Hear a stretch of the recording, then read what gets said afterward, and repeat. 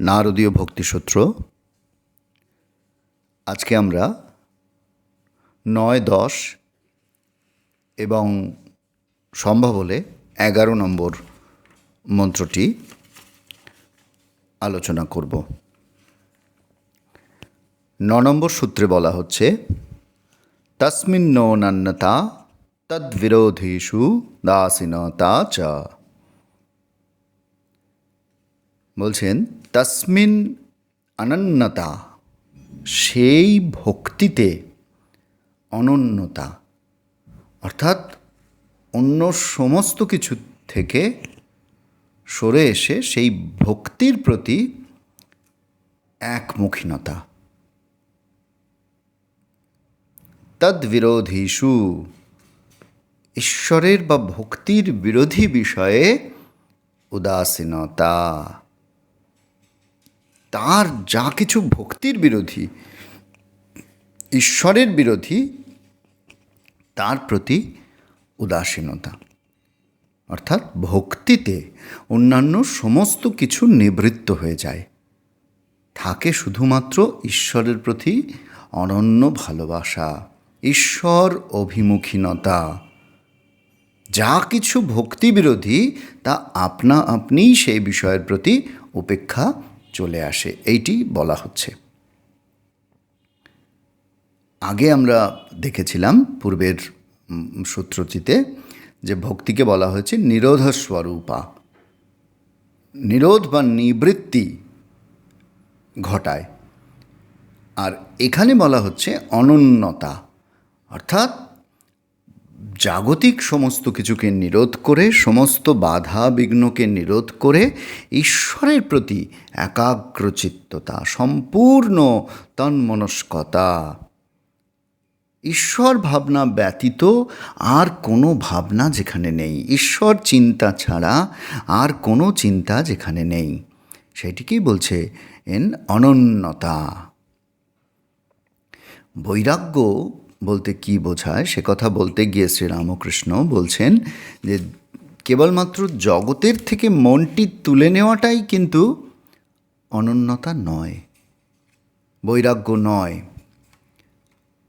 ঈশ্বরের প্রতি অনুরাগ থাকলে তবেই তাহা যথার্থ বৈরাগ্য।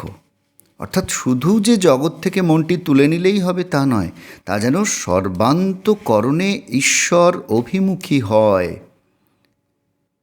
এইটির কথা বলছেন। যে কোনো কারণে জীবনে হতাশা এলে মানুষের কিন্তু বিষয় বৈরাগ্য আসতে পারে, নির্লিপ্ততা আসতে পারে। তাই বিষয় বৈরাগ্য মানেই যে ঈশ্বর প্রীতি তা কিন্তু নয়।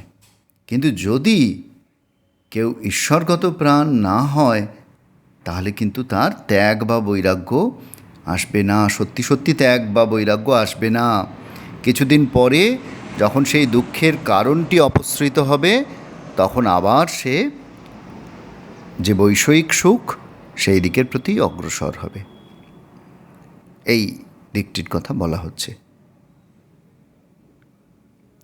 ঈশ্বর অনুরাগ, ঈশ্বরের প্রতি অনুরাগ, অনন্য চেতা ঈশ্বরে হওয়া, এইটিও চাই। অর্থাৎ একদিকে যেমন বিষয়ের প্রতি উদাসীনতা চাই, যা কিছু ঈশ্বরীয় নয়, যা কিছু ঈশ্বর বা ভক্তির বিরোধী সে বিষয়ে যেমন উদাসীনতা চাই, তেমন আবার আরেকদিকে ঈশ্বরের প্রতি পরম অনুরাগ। এই দুয়ের সমাবেশ হলে তবেই কিন্তু প্রকৃত ত্যাগ বা বৈরাগ্য। শ্রীরামকৃষ্ণ আমাদের দেখাচ্ছেন এবং শেখাচ্ছেন যে বিষয় ত্যাগ করলেই বৈরাগ্য হয় না। ঈশ্বর উপলব্ধির জন্য যেটি প্রয়োজন সেটি হচ্ছে অনুরাগ। বিষয় বাসনা ত্যাগ না হলে কিন্তু কিছুতেই অনুরাগ আসে না, আর অনুরাগ না থাকলে ত্যাগ অর্থহীন। ঈশ্বর উপলব্ধির জন্য একমাত্র যেটি প্রয়োজন সেটি হচ্ছে এই অনন্যতা বা অনন্য চিত্ততা। গীতায় ভগবান বলছেন, অনন্যাশ্চিন্তয়ন্তো মাং ইয়ে জনঃ পরিউপাসতে তেষাং নিত্যাভিযুক্তানাং যোগক্ষেমং বহাম্যহম। নিরন্তর অনন্যচিত্ত হয়ে যে ভক্ত আমার চিন্তা করেন, ভজনা করেন, আমাতে যিনি যুক্ত আছেন, সেই উপাস্য ভক্তের যোগক্ষেম আমি স্বয়ং বহন করি। অর্থাৎ ভগবান নিজে তার ভার বহন করেন। যদিও ভগবান আমার ভার নেবেন, এই আশাতে ভক্ত কিন্তু ভক্ত হতে চায় না। প্রকৃত ভক্ত কিন্তু কিছুই আশা করেন না। আর যখন তিনি এই রকম কিছু ভগবানের কাছে আশা না করে কেবল ভগবৎ প্রেম আশা করে পড়ে থাকেন, তখন ভগবান আপনা আপনি তার ভার নেন। আমাদের সকলেরই প্রায় জানা আছে সেই গল্পটি, যেখানে আমরা দেখি ভক্ত অম্বরীশের কথা। ভক্ত অম্বরীশ একদিন একাদশীর পরে দ্বাদশী তিথিতে তিনি পারণ করবেন, একাদশী ব্রত উদযাপন করবেন। তিনি আহার করবেন বলে বসেছেন, এমন সময় সেখানে দুর্বাসা মুনি এসে উপস্থিত হলেন। দুর্বাসা বললেন যে, অম্বরীশ রোসো, আমি স্নান সেরে আসি, তারপর তুমি আর আমি দুজনে একসাথে পালন করব। অম্বরীশ বসে আছেন, অপেক্ষা করছেন, সময় বয়ে যায়। অতঃপর তিনি ব্রাহ্মণদের পরামর্শ অনুযায়ী সামান্য জল গ্রহণ করে পালন করবেন বলে ঠিক করলেন, কারণ জল ভোজনের মধ্যেও নয়, আবার অভোজনও নয়। ঠিক জলটি নিয়ে হাতে আচমন করতে যাবেন, এক গণ্ডূষ জল নিয়ে, এমন সময় সেখানে দুর্বাসা এসে উপস্থিত হয়ে, দুর্বাসা এই ক্ষণে রুষ্ট ক্ষণে তুষ্ট, অম্বরীশকে দেখে তিনি ক্রুদ্ধ হলেন। হ্যাঁ, আমি দুর্বাসা বলে গেলাম, তুমি আমার জন্য অপেক্ষা না করে জলপান করলে। এই বলে তিনি সঙ্গে সঙ্গে নিজের জটা থেকে এক ভয়ানক দৈত্য সৃষ্টি করে তাকে প্রেরণ করলেন অম্বরীশকে হত্যা করবার জন্য। সেই দৈত্য অম্বরীশের দিকে ধাবিত হল। অম্বরীশ কিন্তু দাঁড়িয়ে রইলেন চুপ করে। তিনি এক চুলও নড়লেন না। বললেন, রাখতে হয় তিনি রাখবেন, মারতে হয় তিনি মারবেন। আমি তার নাম করেছি, আমার আবার ভয় কি? আমি আবার কার শরণাগত হব? আমি তাঁর শরণাগত হয়েছি। অনন্য চিত্তে আমি কেবল তাঁকেই স্মরণ করেছি, তাঁর ভজনা করেছি, তাতেই নিত্যযুক্ত রয়েছি। আমি আবার কাকে আমার ভার দেব? যদি রক্ষা করতে হয় সেই হরি রক্ষা করবেন, যদি মারতে হয় তিনি মারবেন। ভগবান ভক্তের এই শরণাগতি দেখে বৈকুণ্ঠে বিচলিত হলেন। তিনি সুদর্শনকে প্রেরণ করলেন। সুদর্শন এসে মুহূর্ত মধ্যে সেই ভয়ানক দৈত্যকে শতখণ্ড করল। এবার দুর্বাসার পেছনে ধাবিত হল। দুর্বাসা ব্রাহ্মণ ঋষি, তার পিছনে সুদর্শন ধাবিত হয়েছে। দুর্বাসা ত্রিভুবন ঘুরে ভগবান বিষ্ণুর চরণে গিয়ে উপনীত হলেন। ভগবান আমাকে বাঁচান। ভগবান বললেন, না দুর্বাসা, তুমি আমার ভক্তকে আঘাত দিতে চেয়েছ, তুমি আমার ভক্তের প্রতি রূঢ় হয়েছ। আমি আমার বক্ষে পদাঘাত সহ্য করে নিতে পারি, কিন্তু ভক্তের গায়ে সামান্য আঘাত সে যে আমি সহ্য করতে পারি না। কারণ আমি যে সম্মুখে কথা দিয়েছি যে তার যোগক্ষেম, তার ভার আমি বহন করব, তাই সে যখন সম্পূর্ণ শরণাগত, আমার যে কিচ্ছুটি করবার নেই। তুমি গিয়ে তার কাছে ক্ষমা চাও। দুর্বাসা এলেন ভক্তের কাছে, অম্বরীশের কাছে। সে পায়ে লুটিয়ে পড়ে বললেন, অম্বরীশ, তুমি আমায় বাঁচাও। অম্বরীশ ভক্ত, তিনি হরিনাম ছাড়া কিছু জানেন না। তিনি ভুলে গেছেন কেন দুর্বাসার উপর সুদর্শন ক্রুদ্ধ হয়েছেন। তিনি করজোরে সুদর্শনের কাছে প্রার্থনা করলেন, আপনি দুর্বাসাকে ছেড়ে দিন। সুদর্শন দুর্বাসার প্রাণ ভিক্ষা দিলেন। এই হচ্ছেন ভক্ত। ভক্ত কোনো দোকানদারি জানেন না। ভক্ত কেবল ভালোবাসার জন্য প্রার্থনা করেন। ভক্ত আর কিচ্ছু ভগবানের কাছে চান না। আদান প্রদান, লাভ ক্ষতির সেখানে কোনো স্থান নেই। কেবল ভালোবাসা, কেবল ভালোবাসা। ভক্ত বিনিময়ে কিচ্ছুটি চান না। এই কথাই যেন বলা হচ্ছে, অনন্য চিত্তে সেই ভক্ত কেবল ভগবানকে ভালোবাসেন, তিনি আর কিছু চান না। এবার আমরা 10 নম্বর সূত্রটিতে যাব। 10 নম্বর সূত্রে বলছেন, অন্নাশ্রয়াণাং ত্যাগঃ অনন্যতা। অন্য, ঈশ্বর এবং ভক্তি ভিন্ন, অন্য কিছু, আশ্রয়ানাং, অপর যে কোনো আশ্রয়ের, ত্যাগ অনন্যতা, অবলম্বন না করাই, ত্যাগ করাই একনিষ্ঠতা। অর্থাৎ ঈশ্বরের প্রতি অনুরাগ ভিন্ন, অন্য যে কোনো অবলম্বনকে পরিহার করাই হচ্ছে অনন্যতা বা একনিষ্ঠতা। স্বামী বিবেকানন্দ বলতেন, যদি কয়েকজন মাত্র লোক বেরিয়ে এসে বলেন ঈশ্বর ছাড়া আমার আর কিছু নাই, তাহলে তারা পৃথিবীকে পরিবর্তিত করতে পারেন। এমন শক্তি এই ভক্তির, ভগবানের প্রতি নির্ভরতার। মানুষ নিরাপত্তা চায়, কিন্তু কোথায় সেই নিরাপত্তা? সংসারের যা কিছু দেবার আছে হয়তো সে অনেক পেয়েছে, তবু মানুষ আশ্রয় চায়। ধন বা ঐশ্বর্য, নাম, যশ, পার্থিব আনন্দ, এগুলো আমাদের সুখ, নিরাপত্তা দিতে পারে, কিন্তু আমরা উপলব্ধি করি যে এসব পেয়েও আমরা সম্পূর্ণ নিরাপদ নই। নৈরাশ্য, নিরাপত্তা একমাত্র তিনিই দিতে পারেন, যিনি সর্বশক্তিমান। একমাত্র ঈশ্বর দিতে পারেন, কারণ তিনি আমাদের অন্তরতম সত্তা। তাই তাঁরই আশ্রয় নেওয়া আর কথা বলা হচ্ছে। অন্য সকল আশ্রয় ত্যাগ করে একমাত্র ঈশ্বরের আশ্রয় নেওয়া। সর্বতোভাবে ঈশ্বর আভিমুখী হলে ভক্ত উপলব্ধি করেন ঈশ্বরই তাঁর বল, একমাত্র ধন, তিনি তার একমাত্র আশ্রয়। স্বামী বিবেকানন্দের অনুরক্ত এক শিষ্য স্বামী সদানন্দ একমাত্র স্বামীজির শরণ নিয়েছিলেন, কারণ এই শিষ্যের নিকট তার গুরুদেব স্বামীজিই ছিলেন ভগবান। তিনি শয্যাশায়ী ছিলেন, কারো সাহায্য ছাড়া নড়াচড়া পর্যন্ত করতে পারতেন না। তার দুই অনুরক্ত দুই ভাই তার সেবা শুশ্রূষা করতেন। একদিন তাদের মনে হলো তাদের সেবা যত্ন ছাড়া মহারাজ বোধহয় অসহায়। স্বামী সদানন্দ তাদের মনের কথা বুঝতে পেরে বললেন, দেখো, আমি নড়তে পারি না বটে, তবে তোরা আমায় রাস্তায় ফেলে দিয়ে আয়, দেখবি স্বামীজি এসে আদর করে আমার সেবা যত্ন করছেন।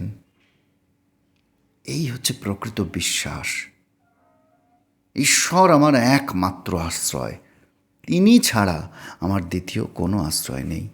এই যে সম্পূর্ণরূপে তাঁর প্রতি নির্ভর করা, এইটির কথা এখানে বলা হচ্ছে। আমরা জানি সেই সুবিখ্যাত গল্পটির কথা,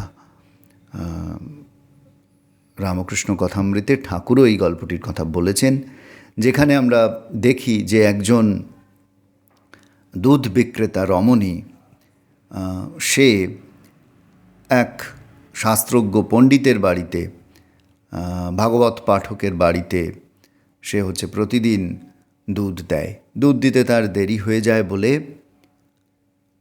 সে বকাঝকা খায়, বুঝিবা তার কাজটিই চলে যায়, এমন অবস্থা। তো একদিন সেরকম দুধ নিয়ে এসেছে, একটু দেরি হয়ে গেছে, দেখছে সেই পণ্ডিতের বাড়িতে ভগবত কথা হচ্ছে, ভগবানের কথা হচ্ছে। সেখানে বলা হচ্ছে যে সত্যি সত্যি ভগবানকে ডাকে সে ভবসাগর সহজেই পার হয়ে যায়, ভবনদী পার হয়ে যায় বিনা বাধায়। তার নৌকার প্রয়োজন হয় না, ভগবান হাত ধরে তাকে ভবনদী পার করান। মেয়েটি ভাবলে যে সত্যি সত্যি তাই, তাহলে তো কাল সকালবেলা এমনটিই করতে হবে। কাল সকালবেলা সে নদী তটে এসে উপস্থিত হলো, নৌকার মাঝি নেই, নৌকা নেই। সে বললে, কাল তো শুনেছি যে ভগবান ভবনদী পার করে দেন, তো ভগবানের নাম করলে নিশ্চয়ই তিনি আমাকে নদীটুকু পার করে দেবেন। এত বিশ্বাস তার। ওই কথা শোনার ওপর হাজার হাজার লোক হয়তো শুনেছে, কিন্তু সত্যি সত্যি বিশ্বাস কজন করেছে কে জানে। এই মেয়েটির মনে কিন্তু সত্যি সত্যি বিশ্বাস জন্মেছে। সে ভগবানের নাম করতে করতে দিব্যি নদী পার হয়ে গেল, নৌকার প্রয়োজন হলো না। খুব সকাল সকাল দুধ দিতে চলে এসেছে সেই পণ্ডিতের বাড়ি। পণ্ডিতকে এসে সে দুধ দেওয়ার কথা বললে, তখন পণ্ডিত অবাক হয়ে গেলেন যে বড় আজকে যে তাড়াতাড়ি এলি। সে তখন সব ঘটনা খুলে বললে। পণ্ডিত বললে, বলিস কি, দেখি চল তো। পণ্ডিতও সেই নদী পাড়ে গেলেন। ভগবানের নাম মুখে করছেন বটে, কিন্তু সত্য সত্য বিশ্বাস জন্মায়নি। অনন্য হয়ে তার আশ্রয়, অনন্য চিত্তে তাঁকে অবলম্বন করতে পারেননি। সেই অনন্যতা কিন্তু জন্মায়নি। তাই পণ্ডিত জলে নামছেন বটে, আর নিজের কাপড়টা গুটোচ্ছেন, পাছে জলে লেগে সেটা ভিজে যায়। দেখা গেল পণ্ডিত জলে পড়ে ডুবে গেলেন, আর ওই মেয়েটি দিব্যি ভগবানের নাম স্মরণ নিয়ে নদী পার হয়ে গেল। এই কথাটি, এই হচ্ছে এই সূত্রের মূল অর্থ। ঈশ্বর আমার একমাত্র আশ্রয়, এই অনন্যতা, এই শরণাগতি।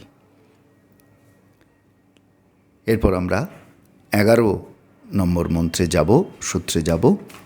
বলছেন, লোকে বেদেষু তদানুকূলাচরণং তদ্বিরোধীষু দাসীনতা। কি বলছেন 11 নম্বর সূত্রে?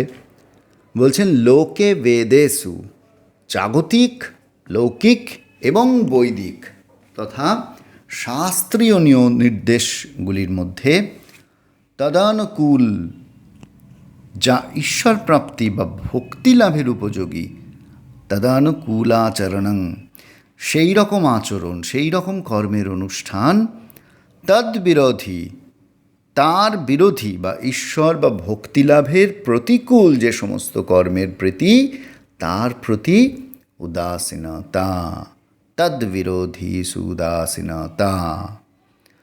তার যা কিছু বিরোধী, তার প্রতি ভক্তের নিষ্পৃহতাই কর্তব্য। ভক্ত তার প্রতি নিষ্পৃহ।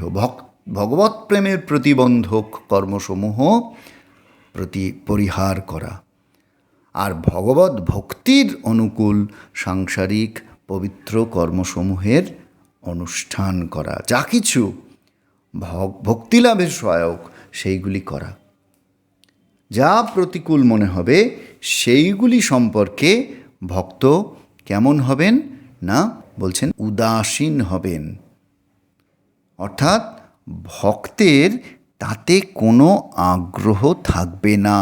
তিনি কেবল সেই কর্মে আগ্রহী হবেন যে কর্ম ভগবানের প্রতি তার ভক্তি বৃদ্ধি করে, ভগবান লাভের সহায়ক হয়। সেই কাজ তিনি করবেন, কেবলমাত্র সেই কাজ তিনি করবেন, আর কিছু নয়। এইটির কথা বলা হচ্ছে।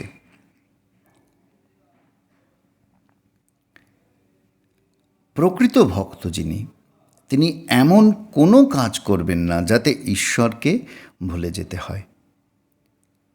কি ভালো আর কি মন্দ, কোনটি ন্যায় কোনটি অন্যায়, এই বিচারের জন্য তো নীতি রয়েছে।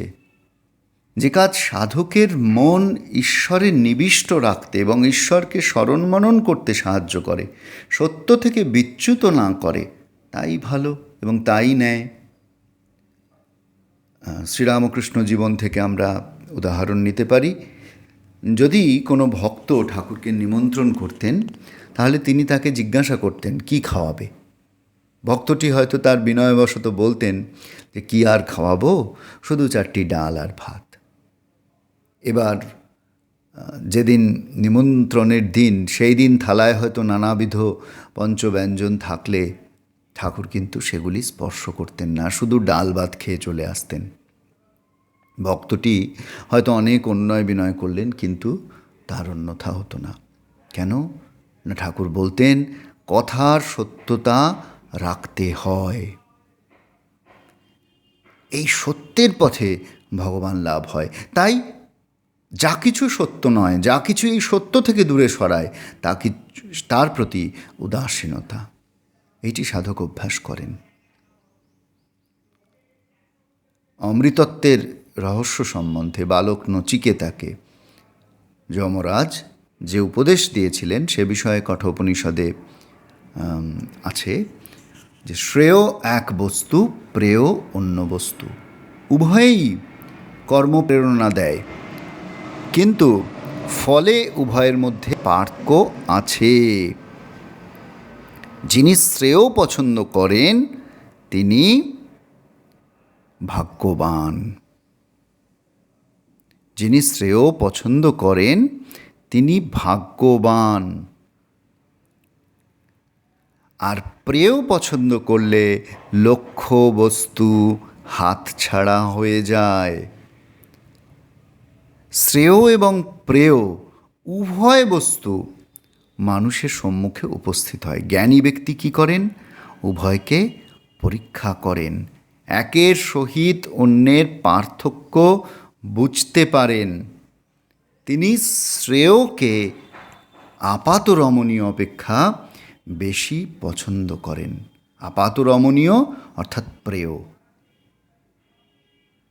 আর যে মূর্খ দৈহিক কামনাতাড়িত হয়ে শ্রেয় অপেক্ষা আপাত যা রমণীয় তাকেই বেশি পছন্দ করেন।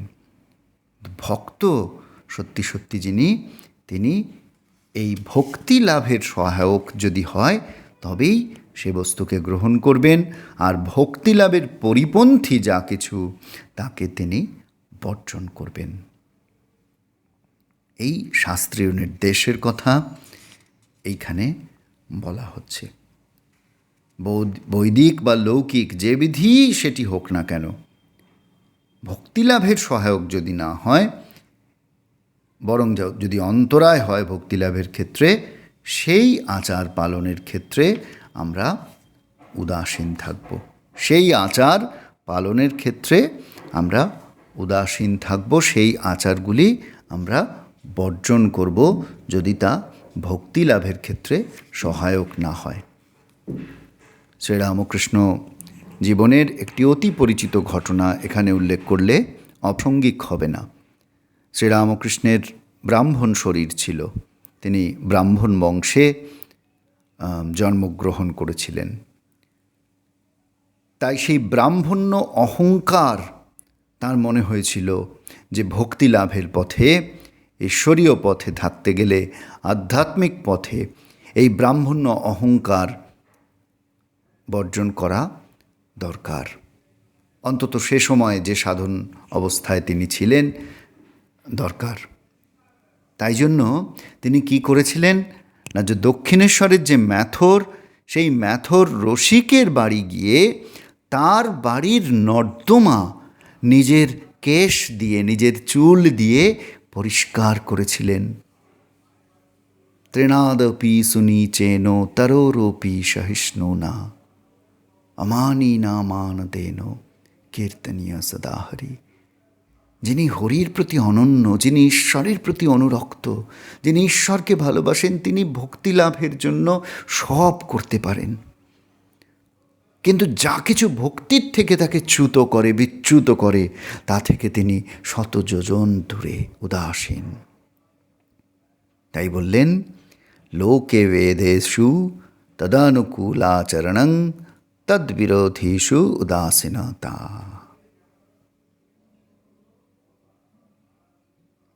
আজকে এই পর্যন্ত। আমরা পরের দিন এর পরের মন্ত্র 12 নম্বর মন্ত্র 12 নম্বর সূত্র থেকে শুরু করব। আশা করছি আপনাদের এই আলোচনা নারদীয় ভক্তিসূত্রের সহজ সরল বাংলায় যে আলোচনার আমরা চেষ্টা করছি, এটি আপনাদের কাছে মনোজ্ঞ হচ্ছে, ভালো লাগছে।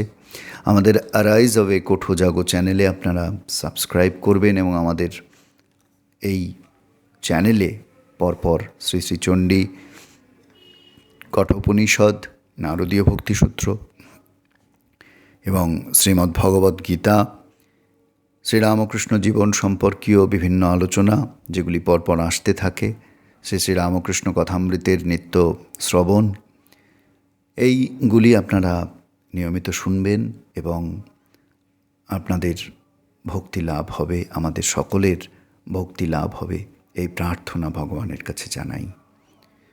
ওম শান্তি শান্তি শান্তি। হরি ওম।